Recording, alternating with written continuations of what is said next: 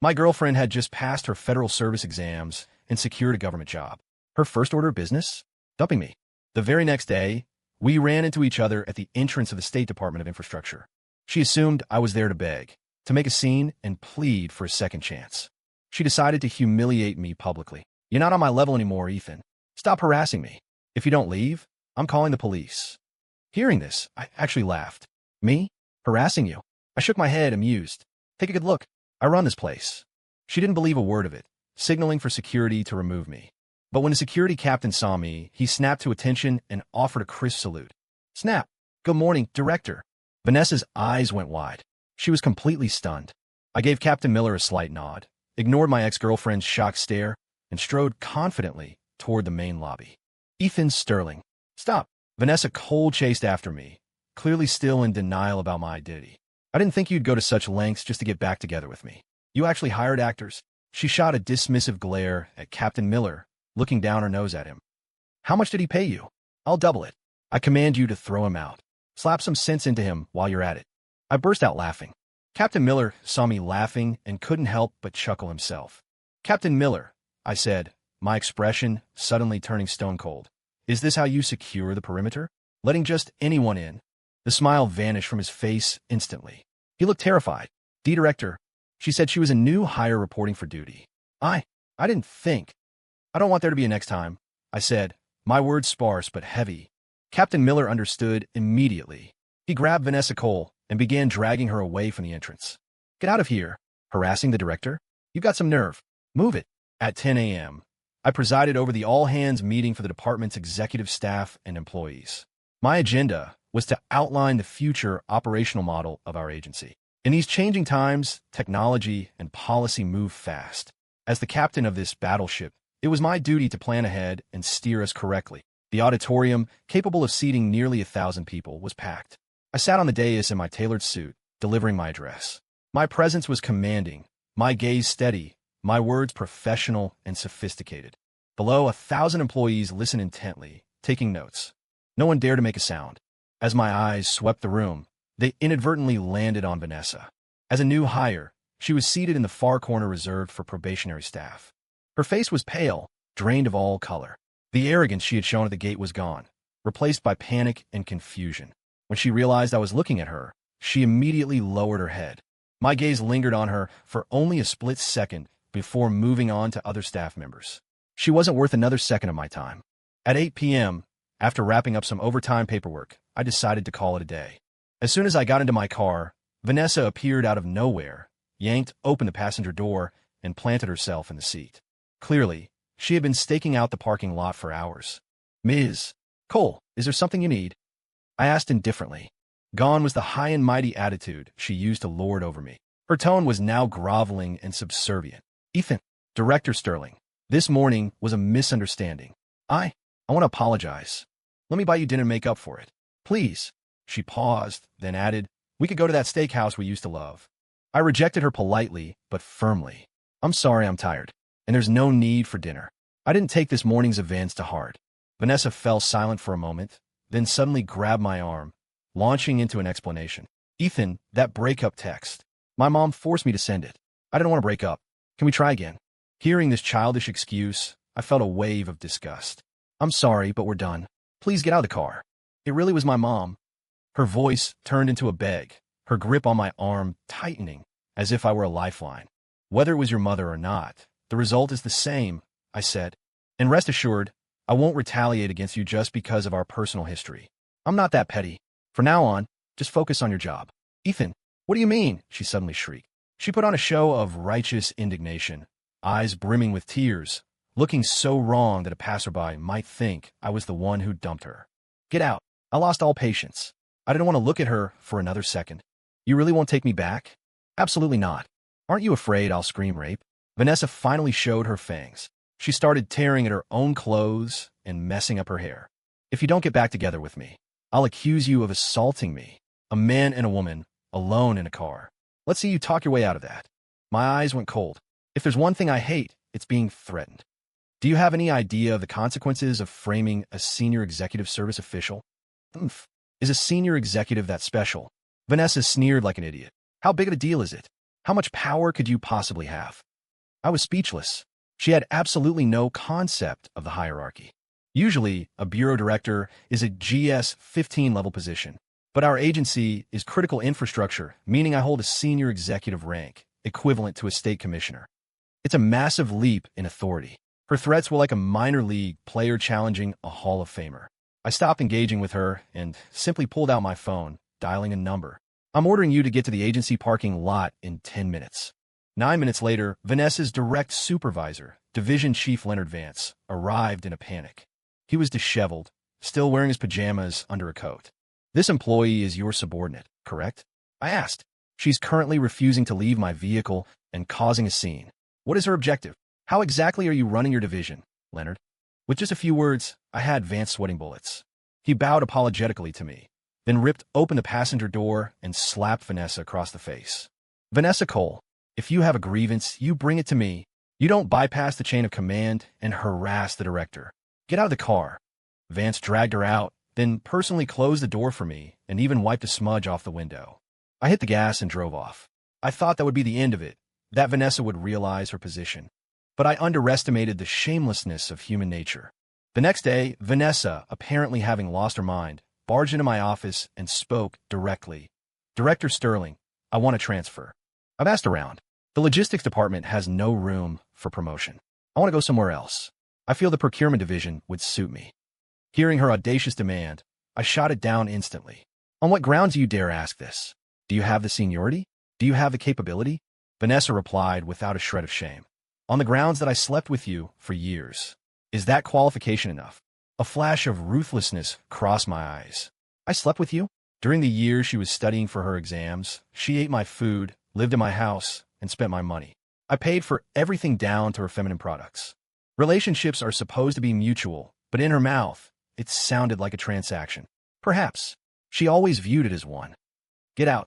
I pointed at the door, my voice icy. Vanessa didn't move. Instead, she deliberately hiked up her skirt and pulled down her neckline. Ethan, I know you still crave my body. Stop pretending to be noble. How about right here? Hearing her absurd confidence, I laughed. I crave her? Where did she get this confidence? I picked up the red phone and summoned my executive secretary. My secretary is stunning, professional, and 10 times more attractive than Vanessa. Usually, a woman gets jealous of someone slightly prettier. But when faced with someone leagues above them, jealousy turns into pure inferiority. Using a more beautiful woman to deal with a woman. That's a tactic I've learned from years in politics. As expected, the moment my secretary walked in, Vanessa became flustered. She couldn't compete. She fled the office in a panic. That afternoon, Leonard Vance, the logistics chief, came to my office. He cautiously asked if Vanessa had come to see me about a transfer. I didn't speak. I just nodded. Director, this is my failure. I thought slapping some sense into her last night would be enough.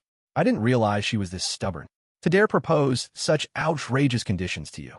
Leonard Vance swore up and down. Director, please rest assured, I will handle this. I remained silent for a moment before finally sighing.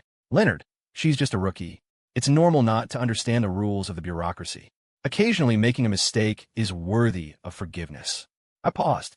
You handle it as you see fit. On the surface, it sounded like I was pleading for Vanessa.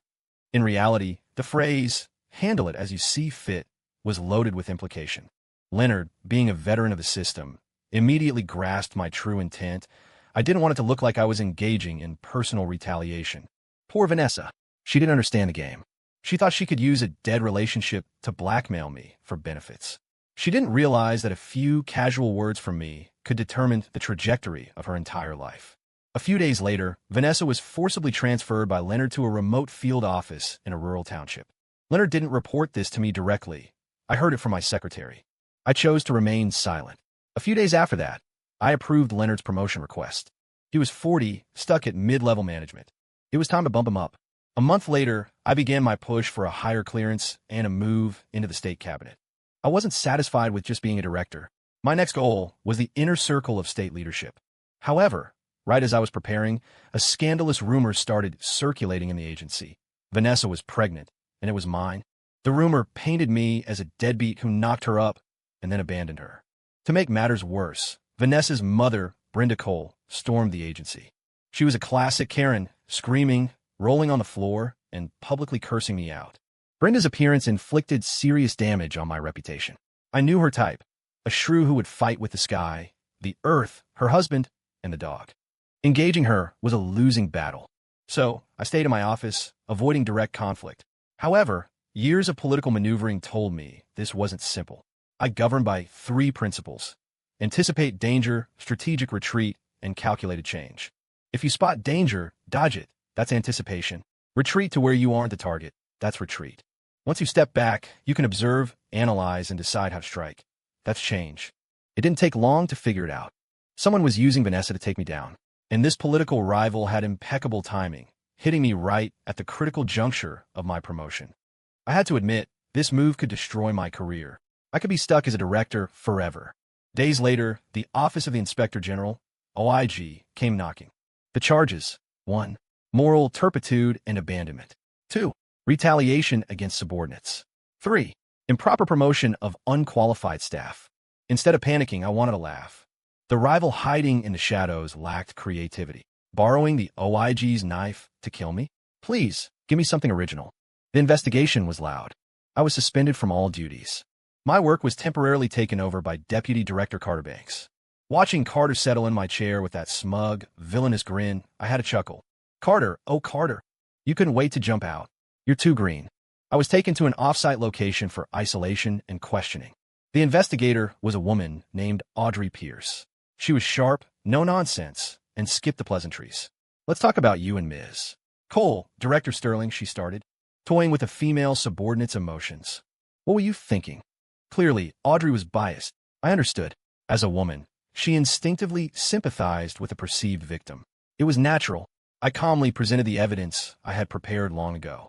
Financial records showing I spent tens of thousands supporting Vanessa during her 5 years of study. The timestamped breakup text she sent the moment she got her job. I proved I never harassed her. The dashcam audio and video from that night in the car, clearly recording her threat to falsely accuse me of rape. Regarding the transfer to the rural office, I explained that as director, I don't micromanage entry-level assignments. Asked Division Chief Vance, I said. Regarding Vance's promotion, it was fully compliant with HR protocols. Regarding the pregnancy, I am willing to submit to a paternity test immediately. If it's mine, I take full responsibility. Audrey investigated thoroughly. She found that points 1 through 5 were rock solid. After the 6th point, Audrey brought Vanessa in for questioning and demanded a paternity test. Vanessa stuttered, evaded, and refused to answer. Audrey wasn't stupid. She saw the guilt written all over Vanessa's face. In an instant, her sympathy vanished, replaced by the anger of being played. On a warm morning, my suspension was lifted. Audrey drove me back to the agency herself. In front of many staff members, she apologized. Director Sterling, I'm sorry. The OIG misjudged you. I thought you were a scumbag. I apologize. She bowed repeatedly. I smiled, waved my hand, and offered her a piece of advice. Agent Pierce, in this line of work, until you know the whole truth, you must learn to hide your emotions. Be impartial, fair, and unbiased. I believe if you can master that, with your capabilities, you'll go very far. Audrey nodded, taking it in. Before she left, she asked the question that had been bugging her. I still don't get one thing. Why did you hide your identity as the agency director from your ex-girlfriend? I didn't have to answer. The investigation was over. But to satisfy her curiosity, I told her the truth. Because I wanted a pure love, untainted by interest or status. I thought that when she got her job, she'd come to celebrate with me, to dream about our future. Instead, I got a breakup text. Clearly, I lost that bet. Human nature cannot withstand testing. Hearing this, Audrey fell silent. I returned to my post. Deputy Director Carter Banks reluctantly vacated my chair. Before leaving, he offered some fake congratulations. I played along, thanking him for holding down the fort. But internally, the counterattack had begun. The rumor about the pregnancy? That was him. Vanessa's mom storming the office? His idea. The OIG report? Obviously him. Oof. You think you can challenge me? Old man, you're too soft. I was ready to draw my sword, and when this blade comes out, it draws blood. A few days later, the head of procurement suddenly applied for early retirement due to health reasons. The old guy didn't want to retire. I simply gave him one sentence. Know when to walk away with your winnings. He tried to argue, turning red and claiming I was slandering him. I didn't speak. I just laid out the evidence of the kickbacks he'd been taking for years. He collapsed into his chair, paralyzed with fear. With the procurement chief position open, a storm brewed in the agency. We handle massive infrastructure projects. That seat is a goldmine. Everyone wanted it.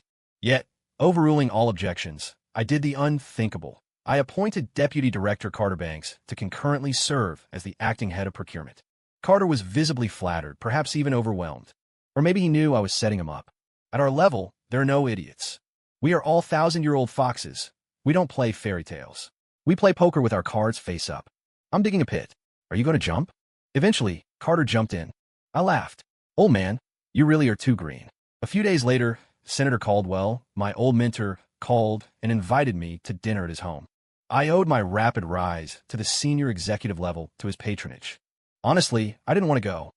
I was swamped with major projects, but I couldn't refuse him.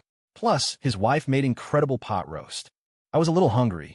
After clearing my desk, I arrived at the senator's house just before 7:00 p.m. Besides me, there were two other guests, both women. One was in her 50s, radiating an aura of authority. I didn't know her, but she looked familiar. The younger one I knew, Audrey Pierce from the OIG.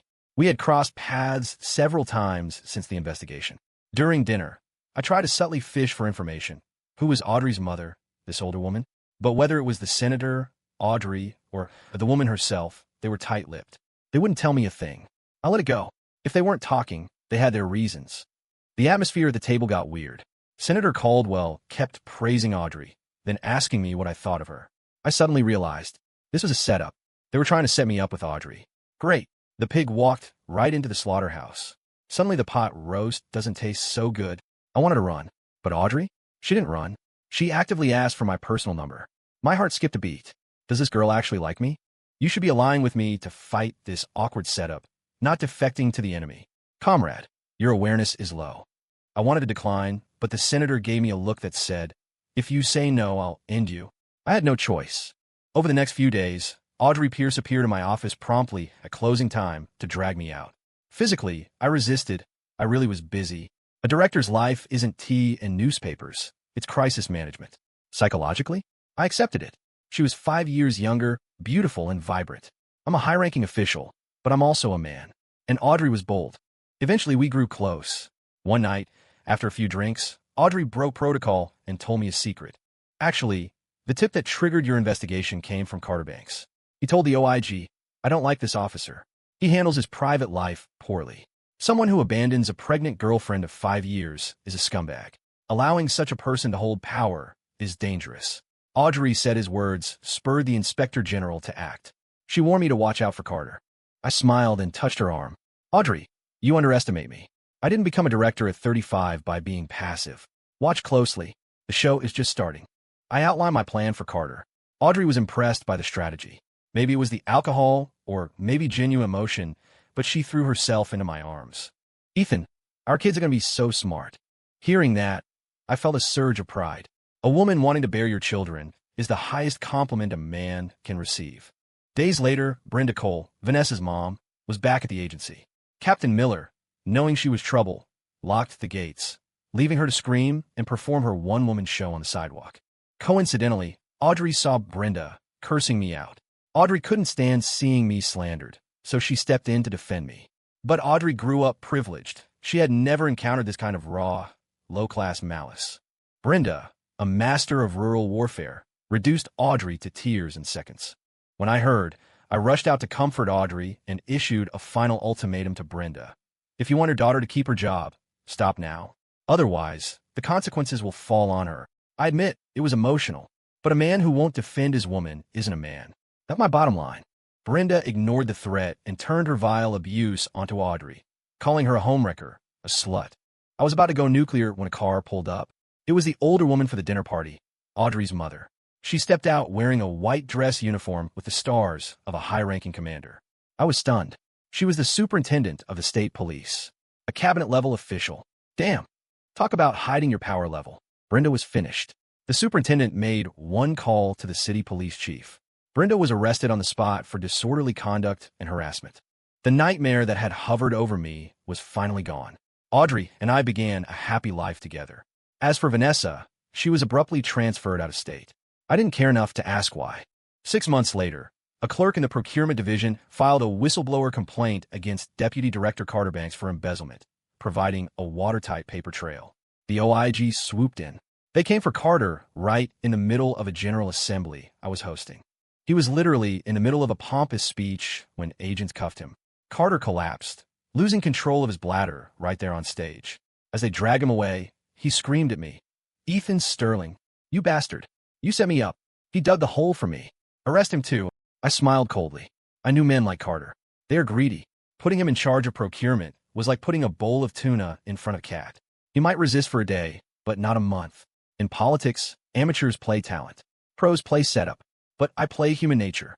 A lightweight like him dare fight me? Audrey told me later that Carter cracked in half an hour. He admitted to embezzling $3 million. He was facing a life sentence. With Carter gone, I prepared for my next promotion.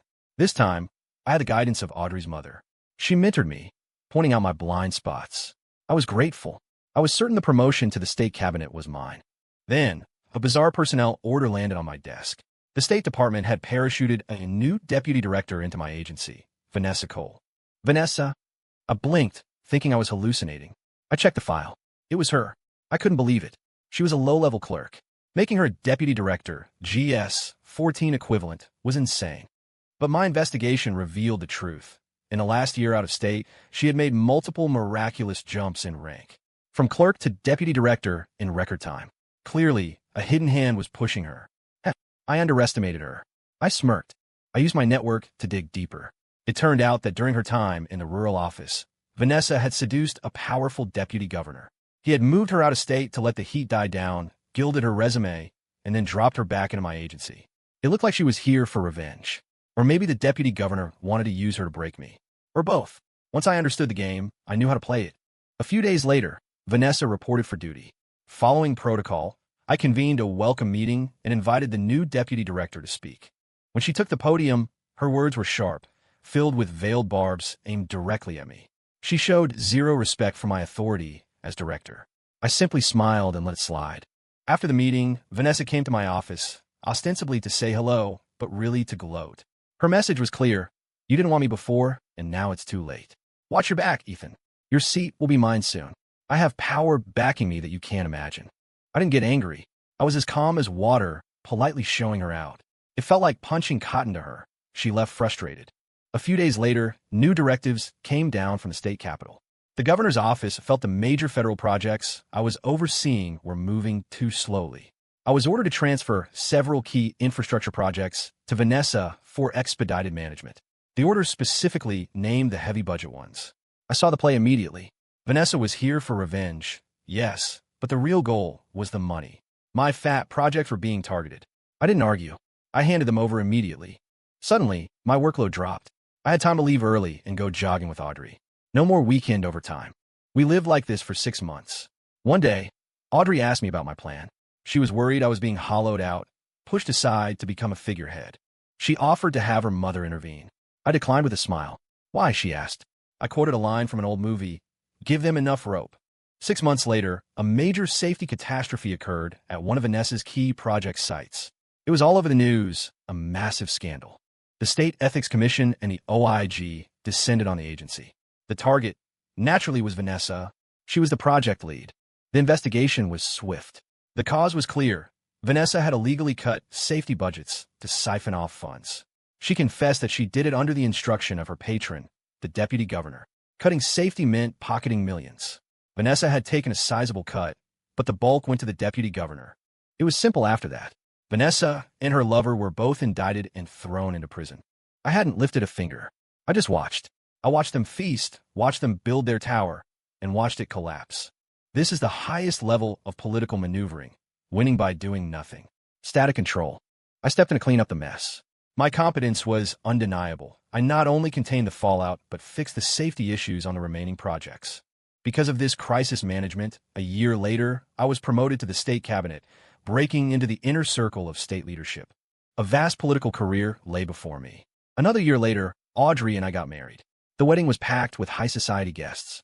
Standing on the stage, I suddenly remembered that rainy afternoon when Vanessa sent the breakup text. She thought she had reached the shore by getting a government job. She didn't realize that I am the ocean surrounding that shore. Story complete.